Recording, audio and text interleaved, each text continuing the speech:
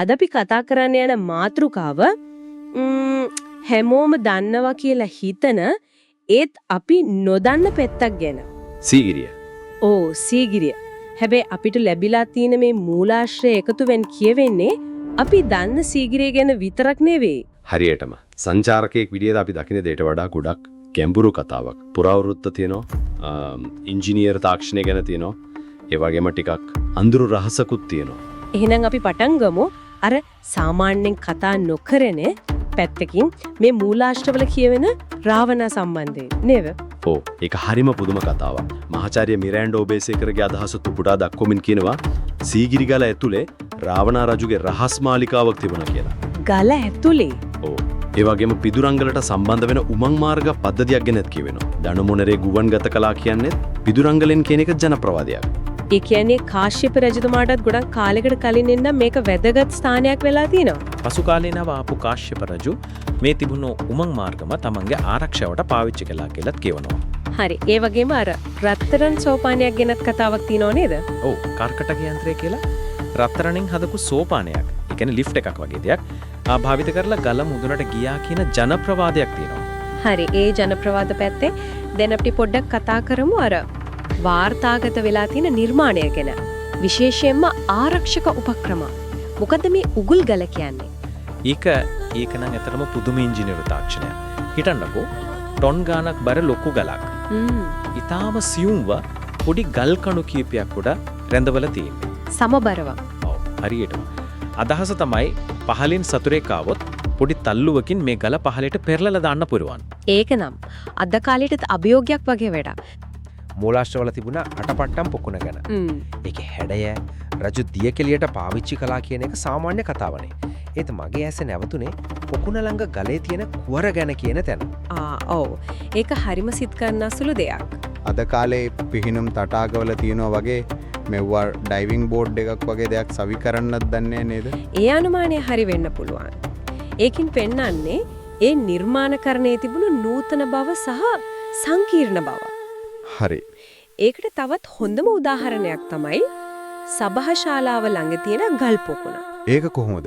සභාශාලාව හදන්න විශාල ගල් පර්වතයක් දෙකට පළලා තියෙනවා.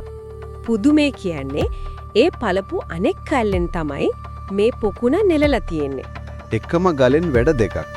ඒ විතරක් නෙවෙයි, වැස්ස වෙලාවට එකතු වෙන වැඩි වතුර ටික එළියට යන්න ඒ ගලේම කාණු පද්ධතියක් කපලා තියෙනවා. අටපට්ටම් පොකුණ ළඟම තියෙන ලෙන් ලිපියක් ගැනත් මූලාශ්‍රවල තිබුණා නේද? ඔව්. ඒක තමයි සීගිරියේ පැරණිම ස්තරය. ක්‍රිස්තු පූර්ව පළමු සියවසට. ඒ කියන්නේ කාශ්‍යප රජුට අවුරුදු 500කටත් කලින් කාලයකට අයිති ලිපියක්. අවුරුදු 500ක්? ඔව්. ඒ ලිපියේ තියෙන්නේ සියඹල වෙළඳාගේ ලෙන කියලා.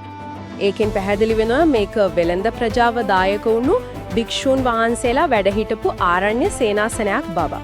ආසන ගුහාව වගේ තැන්ගෙටකොට. ඒවත් ඒ කාලට අයිති වෙන්න ඕනේ. භාවනානුයෝගී භික්ෂුන් වෙනුවෙන්මයි සකස් කරලා තියෙන්නේ. දැරණිගල ගුහාවේ තියෙන සිතුවම් ගැනත් සඳහනක් තිබුණා. ඒවා සීගිරි සිතුවම් වලට සමාන වුණත් වෙනස් කියලා කියනවා. ඒ කොහොමද? වෙනස තියෙන්නේ මෙහෙමයි. දැන් සීගිරි අප්සරාවන්ගේ ඉනෙන් පහළ කොටස වලාකුළු වලින් වහලානේ තියෙන්නේ. ඔව්. නමුත් දැරණිගල ගුහාවේ තියෙන කාන්තා රූපවල සම්පූර්ණ ශරීරයම නිරූපණය කරලා තියෙනවා. ඒකෙන් පේන්නේ සීගිරියේ කලා සම්ප්‍රදායත් එකම රාමුවකට කොටු වෙලා තිබිලා නැහැ කියන එක එහෙනම්. හරියටම. ඒකත් කාලයත් එක්ක විකාශනය වෙලා. හරි. මෙතනින් තමයි කතාවේ කුතුහලයේම දනවන ටිකක් අමුතුම පැත්තට අපි යන්නේ. ඔව්. මේක 1960 ගණන් වල සිදුවීමක්. සූර්ය ගුණසේකර කියන මහත්මයෙක් වාර්තා කරපු කතාවක්. කවුරු ගැනද? එතුමාට මුණ ගැහිලා තියෙනවා වයසක කෙනෙක්.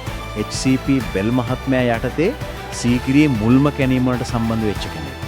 මුල්ම කණ්ඩායමේ කෙනෙක්. ඔව්. ඔහු කියපු දේ තමයි ඇත්තටම පුදුමම දේ. ඒගොල්ලන්ට හම්බ වෙලා තියෙනවා ගල ඇතුලෙන් යන පඩිපෙළක්. ගල ඇතුලෙන්? ඔව්. ගල මුදුනේ ඉඳන් පතුලටම. නිකම්ම පඩිපෙළකුත් නෙවෙයි, අතරමඟ ගිමන් හරින කාමර. කාමරත් එක්ක. ඔව්. ඒ කාමර වලින් ගොඩක් වටිනා පුරාවස්තුත් හම්බ වෙලා තියෙනවා. ඉතින් මොකද උනේ? ඒකනේ වැදගත්ම සොයා ගැනීම වෙන්න ඕන. ඒක තමයි ප්‍රශ්නේ. බෙල් මහත්මයාගේ නියෝගයෙන් ඒ පඩිපෙළේ උඩ දොරටුව කොන්ක්‍රීට් දාලා වහලා දානවා. විනාඩියක් ඉන්න. වහලා දැම්ම පුරාවිද්‍යාඥයෙක් හිම දෙයක් කරයිද? ඒක කිසිම තේරුමක් නෑනේ. තේරුමක් නෑ තමයි. ඒත් අර කම්කරුවාගේ සාක්ෂිය එකයි. ඔහු තව දෙයක් කියනවා. මේ වැඩේට සම්බන්ධ වෙච්ච අයට පස්සේ කාලෙක විවිධ විපත් කරදර වුණාලු. අපෝ. අන්තිමට ඔහු අන්ධභාවයට පත් වුණා කියලත් ඔහුම කියලා තියෙනවා. ඒ කියන්නේ සීගිරියේ වැදගත්ම පුරාවිද්‍යාත්මක සොයා ගැනීමක් වෙන්න තිබුණු දෙයක් යම්කිසි හේතුවක් නිසා හිතාමතාම වසන් කරලා. අවසාන වශයෙන් හිතන්නට මෙහෙම දෙයක් ඉතුරු කරන්න පුළුවන්. මූලාශ්‍රවල උතුරු දොරටුව ගැනත් සඳහන් වෙනවා. උතුරු දොරටුව. ඔව්. පිදුරංගල කන්ද පැත්තට මුහුණලා තියෙන මේ දොරටුවට යන පාර තවමත් කැලෑවෙන් වැහිලා සම්පූර්ණයෙන්ම ගවේෂණය කරලා නැහැ කියලායි කියවෙන්නේ. ඒ කියන්නේ ඉතින් අපිට හිතන්න වෙනවා තවමත් ඒ කැලෑව යට සීගිරිය සැලසුමයි අවට පරිසරයයි අතර සම්බන්ධය ගැන අපි නොදන්න තවත් මොන වගේ රහස්තරයක් සැඟවිලා යත්ද කියලා.